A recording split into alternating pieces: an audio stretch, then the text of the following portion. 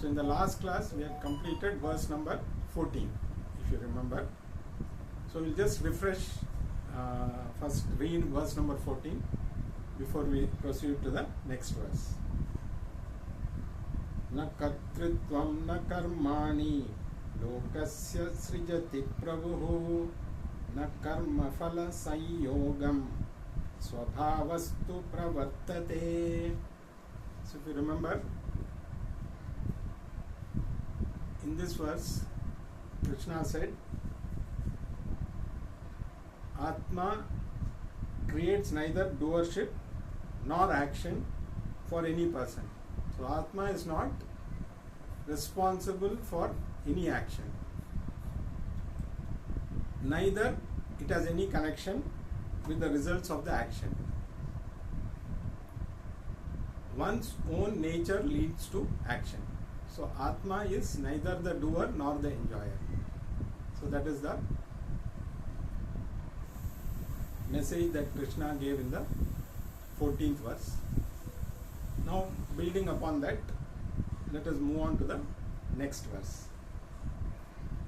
Tadatte kasya chit papam nachaiva sukritam vibhuhu ajnanena vritam jnanam tena muhyanti jantavaha. So, continuing in the last verse, he said Atma is neither the doer nor the enjoyer. So further, since it is not the doer or the enjoyer, it takes neither papam or punya of anyone. Why this happens is because of ignorance. Knowledge is covered, knowledge of the self is covered by ignorance. That is why people think they are the body and the mind, and that's for they think that whatever they do, they gain papam or punyam. In fact, Atma doesn't take either papam or punyam. Now one can say papam is negative, punyam at least there should be, it is positive, so at least Atma should take the punyam. But since Atma is neither the doer, so punyam and papam are related to action. So if you are not doing any action, then where is the question of getting the results? So both punyam and papam are not connected with the Atma.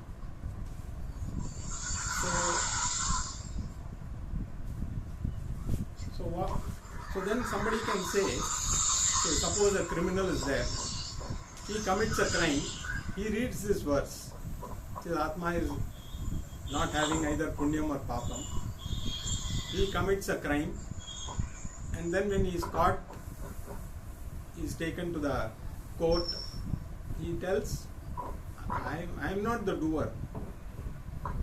It just happened. The body did this thing. So how can you punish me? So the judge also was not. He was also well versed with yoga, luckily, or Bhagavad Gita, luckily. So he said, okay, no problem. You are not the doer, but since your body is the doer, we will imprison your body. You are free. So you can, so conveniently you cannot switch from body awareness to Atma awareness. You have to be either connected totally to the body or to the Atma. So when you do something, you conveniently say you are not the doer. When there is a punishment for that action, you say I am not the doer. But if there is some credit to be taken, then you say I am the doer. So people are always confused with regard to who is the doer. Because generally, if you identify with the body, you have that doership. Because you are not aware of your higher self. So you are always connected to your lower self, which is your body and mind. So you assume you are that. So you don't realize you have a higher self because you don't have that knowledge. So basically, ignorance is the root cause of all these things. For example, suppose you are in a dream, and in the dream you are going through a lot of problems.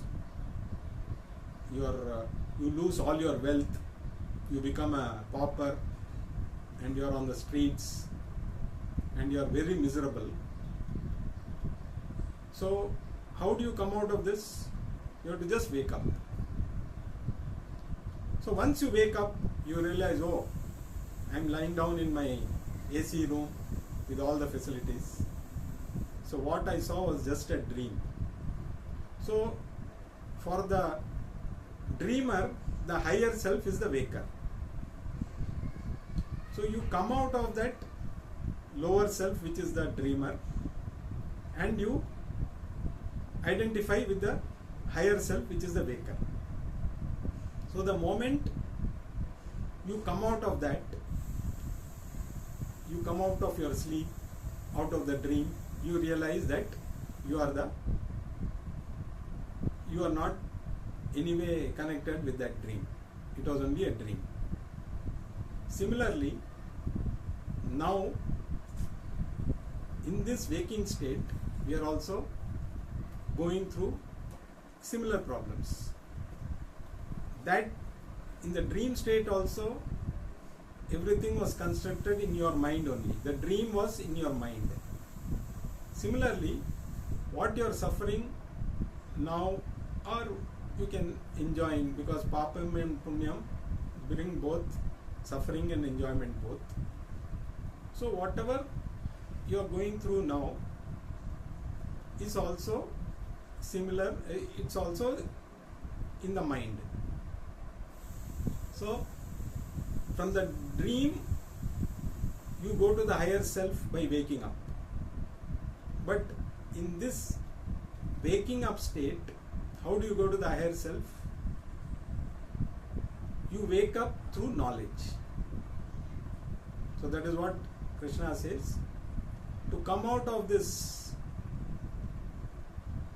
waking state, which is full of problems, all you have to do is wake up to the higher self. From the lower self of dream state, you woke up to the higher state of waking up, where the dream state is destroyed. All the problems related to the dream state are destroyed. Similarly, when you wake up to your higher state, which is your true self, which happens only by knowledge, all your problems disappear. So that is why you are no longer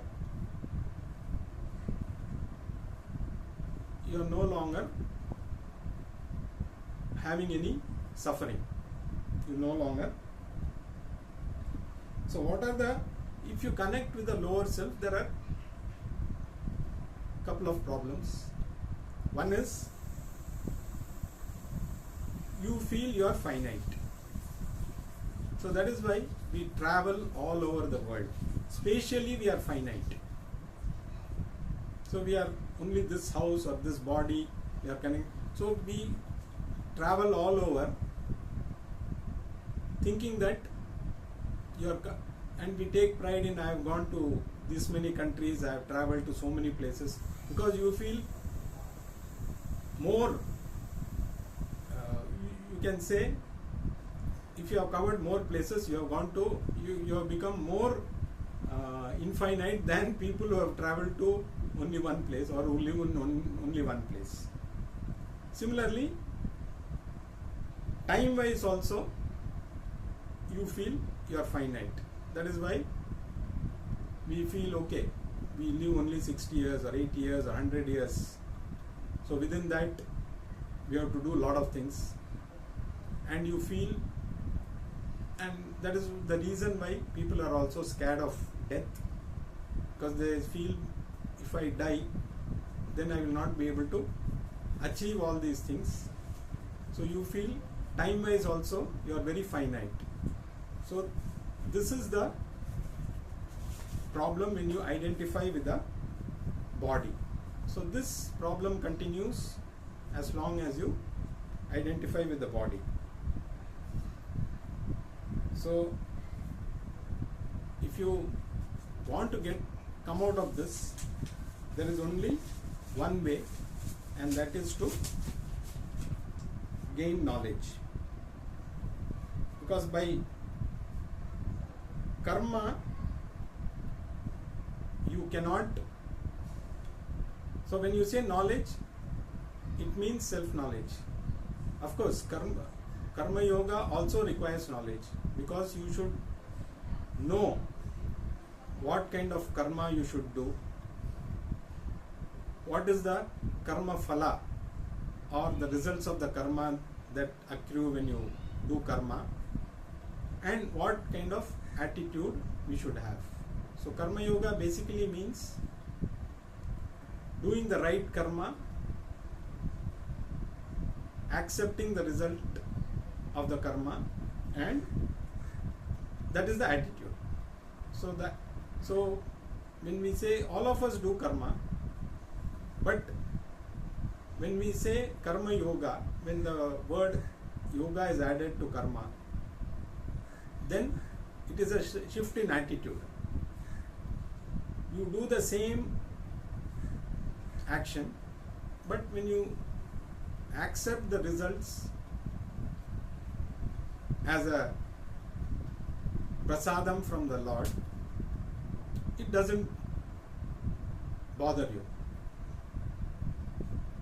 So, but till you do that, when you do the action, do it with full vigor. So like if you want to win the World Cup, you should not say, okay, I will play the World Cup. If I win, okay, otherwise it's okay. If you play with that attitude, you are not going to win. So the attitude should be to win. So prepare fully. What is required to win the World Cup, you prepare, make all efforts to, so that you are ready to win the World Cup. But once you play, if you win, great, there's nothing, you need not go overboard if you win. At the same time, if you don't win, yes, I did my best.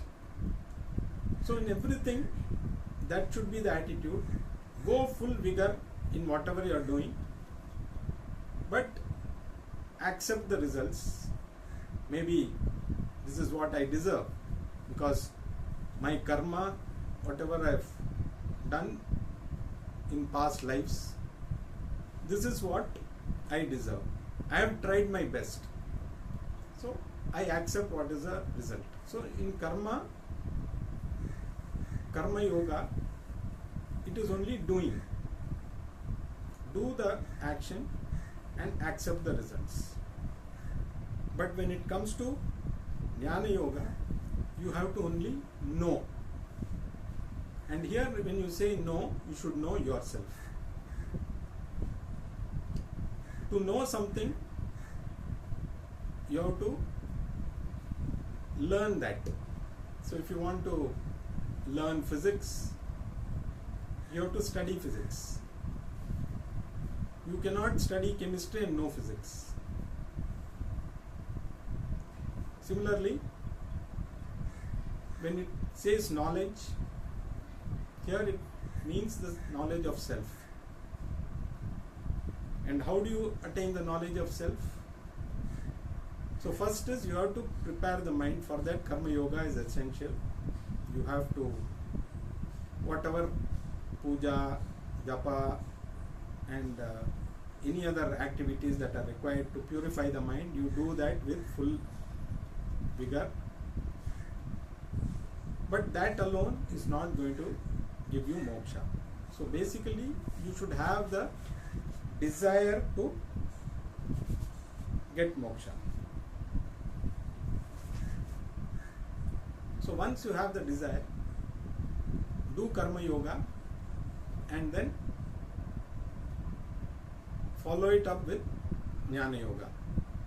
So the basic desire has to come from you, because without the desire you cannot get anything. Only if you desire something, you will either get it or not get it. So there's a story where there is a guru and he had a few students learning from him. He always used to say, everybody can get moksha if they so desire. So one student, after many years, he said, I am not going anywhere. I don't see I am going to get moksha. You are saying anybody can get moksha, but so far in so many years I have not got moksha. So I think whatever you are teaching is not correct. So the Guru said, probably you are right. So I think I should stop this teaching, and I think I should give up my body. It is time for me to give up my body, because I have wasted so many years trying to teach that jnanam will give you moksha. So he said, before I leave my body, tonight I will have a satsang. And he told this student, you tell all the other students also, with whatever powers I have achieved over these years, I will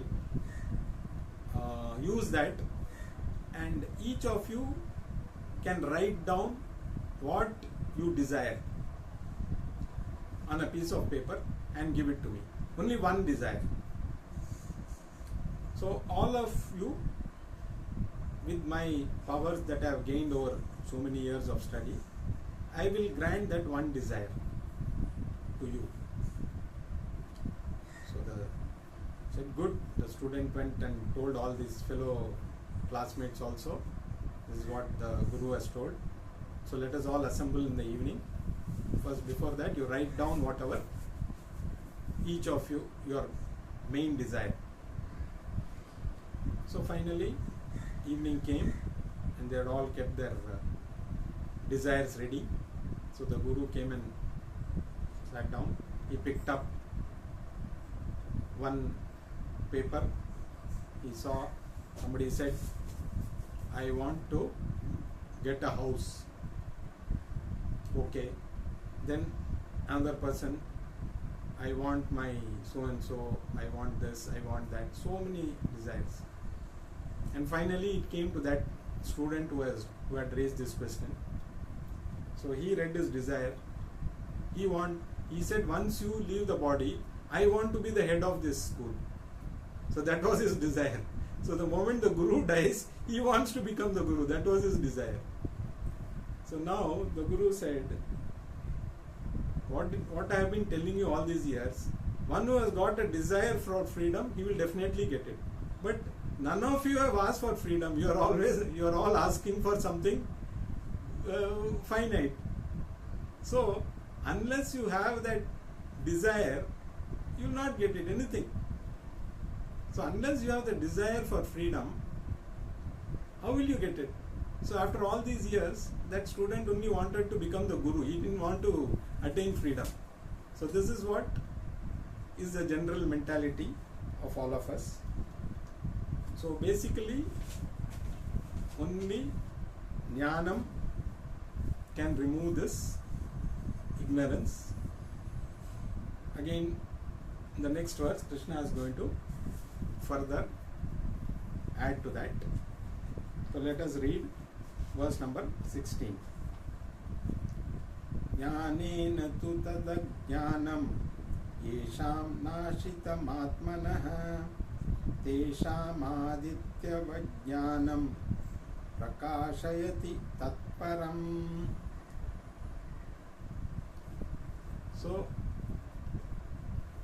if there is darkness, what is the best way to remove darkness? Somebody may say, if you do yoga in darkness, it will go away. Or you chant some mantras sitting in the darkness, it will remove the darkness. So, or you do a particular activity in the dark, you can remove the darkness. But are any of these going to remove the darkness? So there is only one thing that can remove the darkness, which is light. So the moment the light is switched on, because both cannot exist together. So ignorance and knowledge cannot exist together. If you have ignorance, you don't have knowledge. If you have knowledge, there is no ignorance. So light or knowledge is the only means of removing this ignorance. So like any disease also, if there is a bacteria in the body which is causing a disease, the only way to remove that is to take antibiotics. Any other means is not going to kill that bacteria and cure that disease. So only light is the means to remove darkness. So only knowledge is the means to remove ignorance.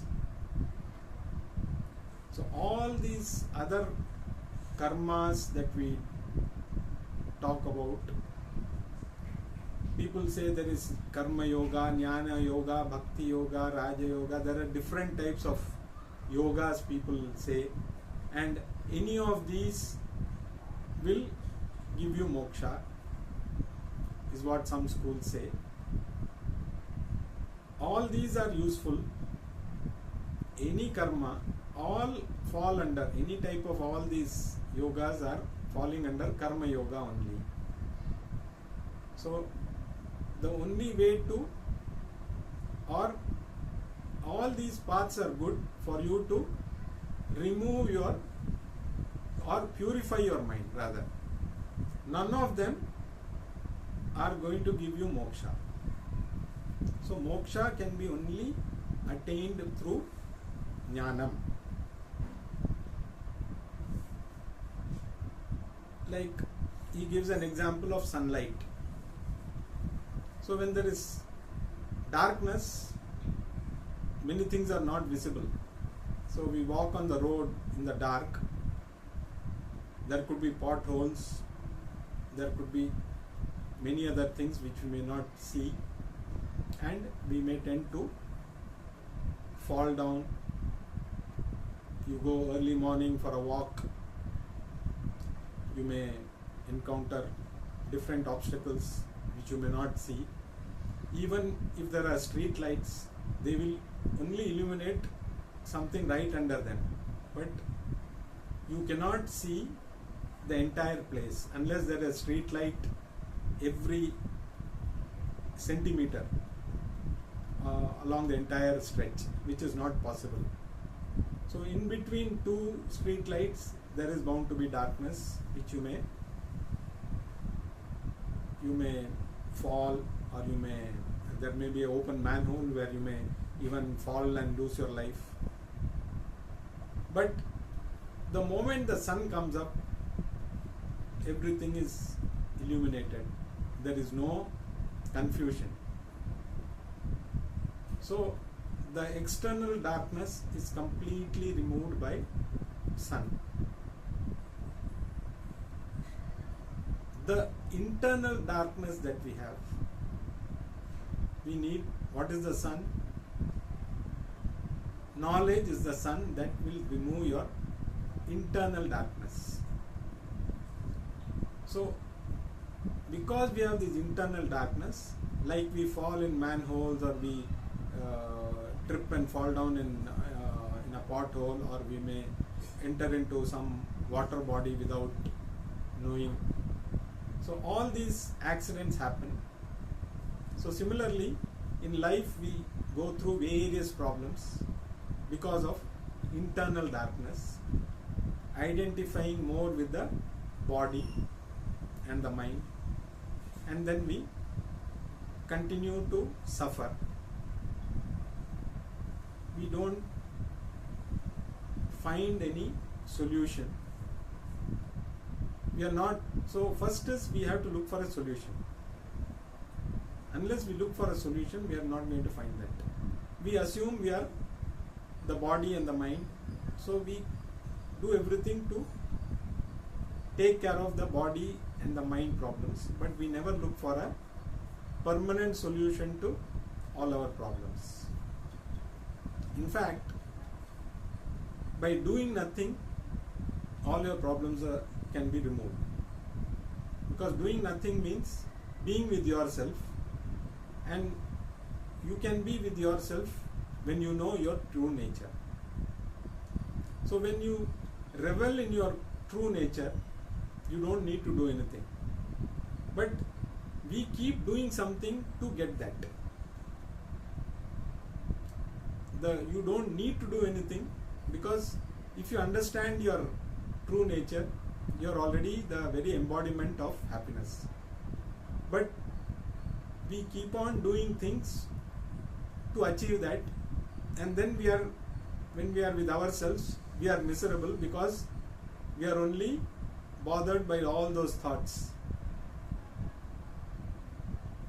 So if you really want moksha, you need not do anything.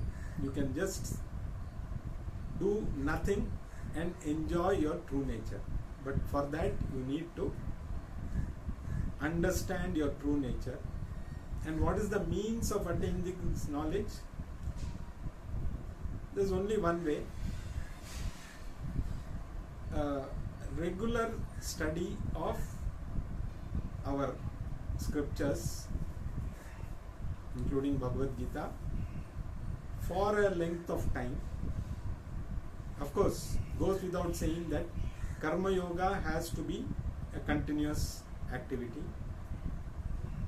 So keep on doing your activity with a Karma Yoga attitude, and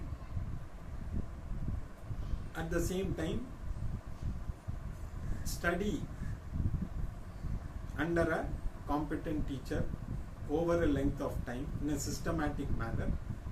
So as the mind gets purified, the knowledge will slowly start becoming firm in the mind.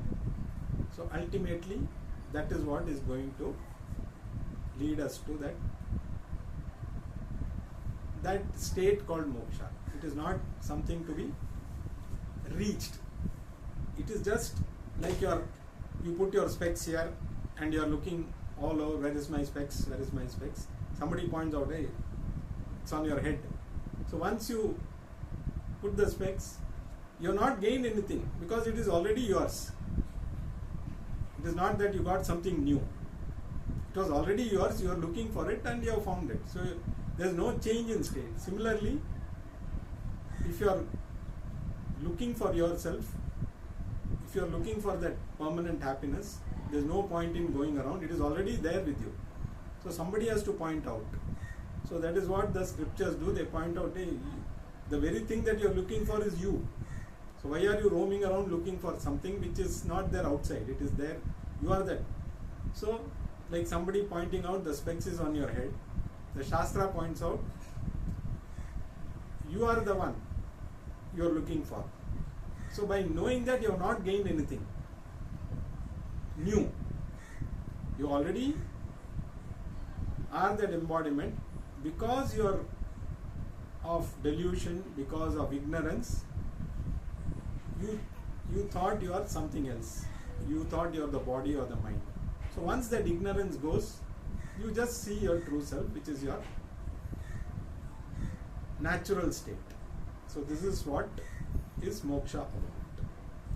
More of this we will continue in the next class.